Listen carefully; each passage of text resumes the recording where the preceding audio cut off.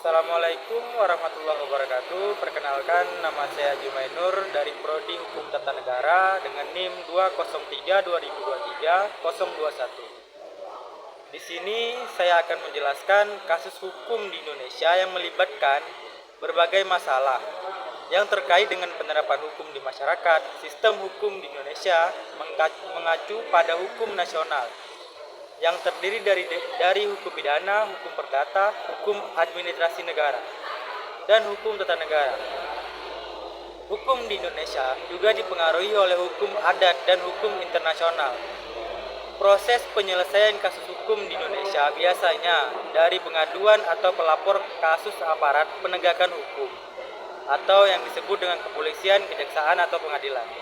Kemudian kasus tersebut diproses melalui tahapan penyidik, penuntut, dan akhirnya sidang pengadilan.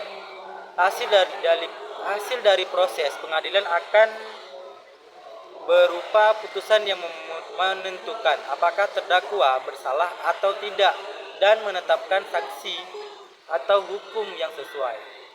Nah, di sini untuk menganalisis suatu kasus di Indonesia, ada beberapa langkah yang dapat dilakukan. Yang pertama, ada yang namanya identifikasi masalah hukum.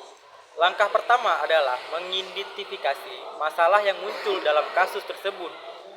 Apakah kasus tersebut terkait dengan pelanggaran hukum pidana, perdata, atau hukum lainnya? Misalnya, jika seorang individu melanggar hukum dengan melakukan pencurian, maka masalah hukum yang dihadapi berkaitan dengan hukum pidana.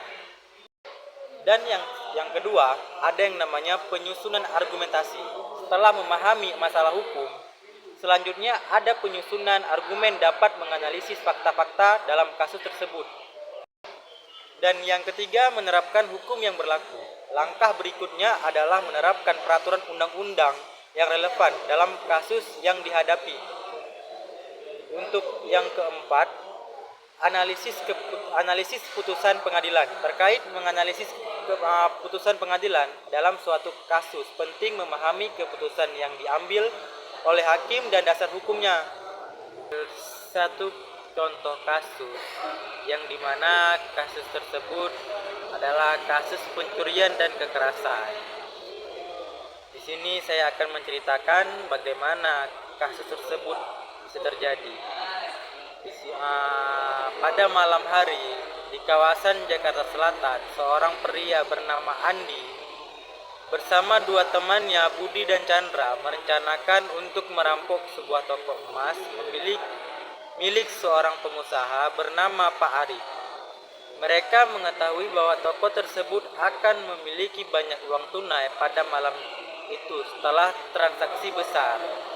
Mereka membawa senjata tajam dan masuk dalam toko emas dengan cara memecahkan pintu depan.